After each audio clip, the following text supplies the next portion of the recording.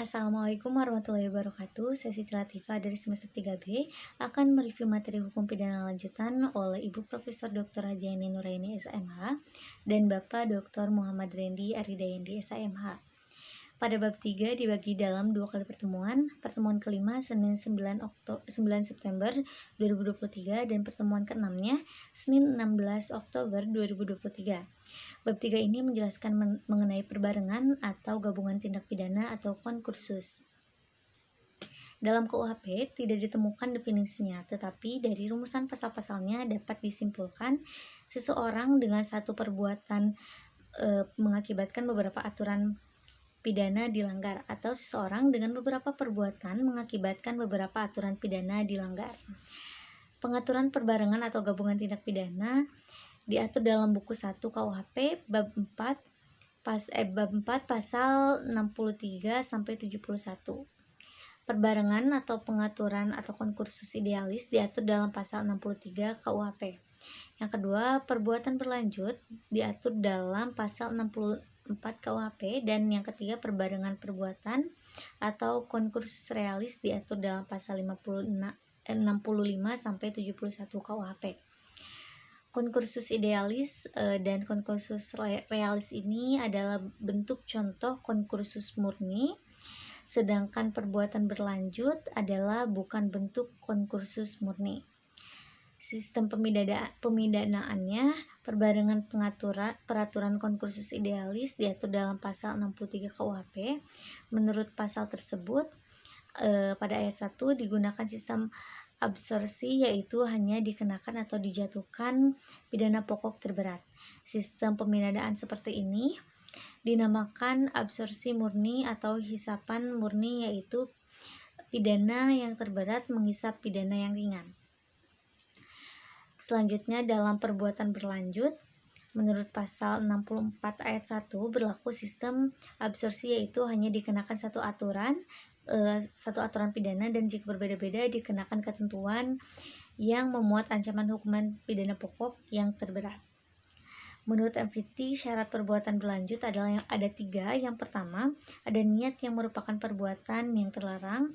Yang kedua, di antara perbuatan-perbuatan tersebut dilakukan tidak terlalu lama. Dan yang ketiga, tindak pidana yang dilakukan harus sejenis. Selanjutnya, perbarengan perbuatan diatur pada pasal 65 sampai 71 KUHP.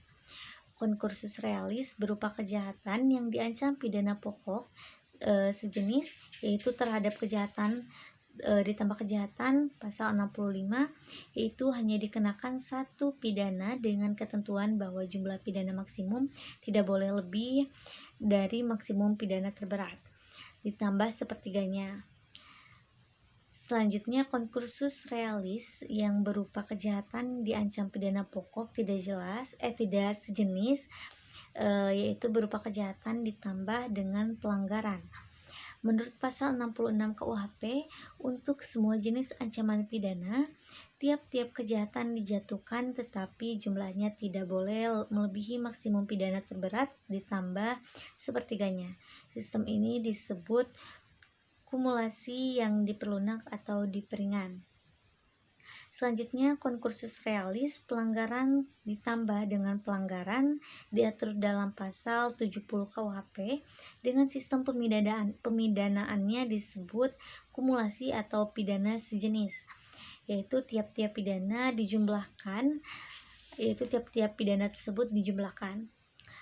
Untuk konkursus realis, baik yang berupa kejahatan ataupun pelanggaran yang diadili pada saat yang berlainan berlaku pada pasal 71 KUHP.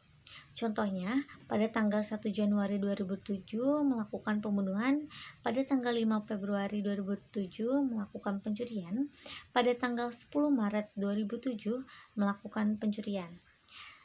Dalam hal ini, karena alat bukti belum lengkap, maka perkara yang ke-1 atau pembunuhan saja yang diajukan ke pengadilan.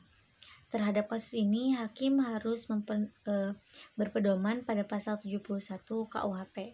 yaitu dalam perkara ke-1 jika hakim sudah memutuskan pidana terberat ditambah 1/3, maka untuk perkara selanjutnya hakim hanya memutus atau menjatuhkan vonis dengan putusan bersalah saja. Tetapi apabila dalam perkara ke-1 hakim belum menjatuhkan pidana terberat ditambah 1/3-nya, vonis kedua dapat dijatuhkan pidana terberat ditambah 1/3-nya saja. Pada pasal 71 KUHP, hubungan dengan pengertian perbarengan yaitu rumusan ketiga. Oleh karena itu, jaksa atau penuntut umum harus melakukan penuntutan secara bersamaan dan sekaligus.